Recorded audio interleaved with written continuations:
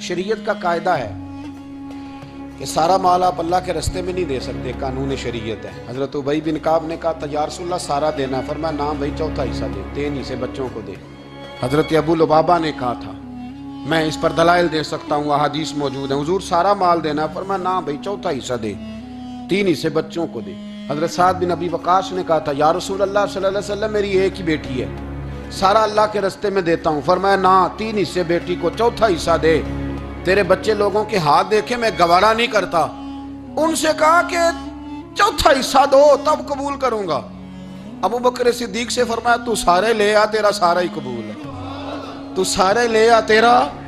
اور ایک لفظ حدیث میں ایسا ہے آپ یقین کریں، غلام ہوں کسی فقیر کا، تو جب میں اس کو پڑھتا ہوں نا تو آپے سے بات باہر نکل جاتی ہے۔ حضور کا ایک فرمان ہے، جب اس پر توجہ آتی ہے نا تو مطلب یہ کہ لفظ جو ہے نا وہ ٹوٹ جاتے ہیں، بکھر جاتے ہیں، اور دل کہتا ہے کہ نہیں یہ جو ہے نا یہ معراج ہے، یہ اصل ہے، یہ حقیقت ہے۔ وہ ترمذی کے لفظ ہے، پر آپ یقین کریں کہ لگتا یہ ہے کہ دنیا محبت ساری سمٹ گئی اس میں۔ نبی کریم علیہ السلام فرمانے لگے مجھے کسی کے مال نے اتنا نفع ہی نہیں دیا جتنا ابو بکر صدیق کے مال نے دیا۔ اور پھر اگلے لفظ ایسے ہیں کہ روح وجد کرتی ہے۔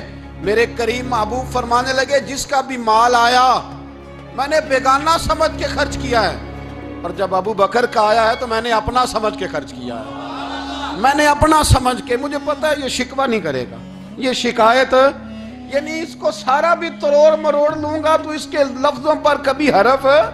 اور یار کچھ لوگ ہوتے ہیں جو 10 دیتے ہیں تو 20 جگہ بتاتے ہیں، جو کھانا کھلاتے ہیں تو ذکر کرتے ہیں، فرمایا اس کا مال میرا مال ہے، میرا، اس کو سارا توڑ کے کھا بھی جائیں گے تو یہ شکوہ نہیں کرے گا، یہ سارا میرا اپنا ہے۔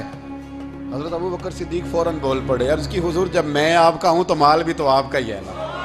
یا رسول اللہ جب میں نے اپنا اب نہیں بچا کے رکھا تو پھر مال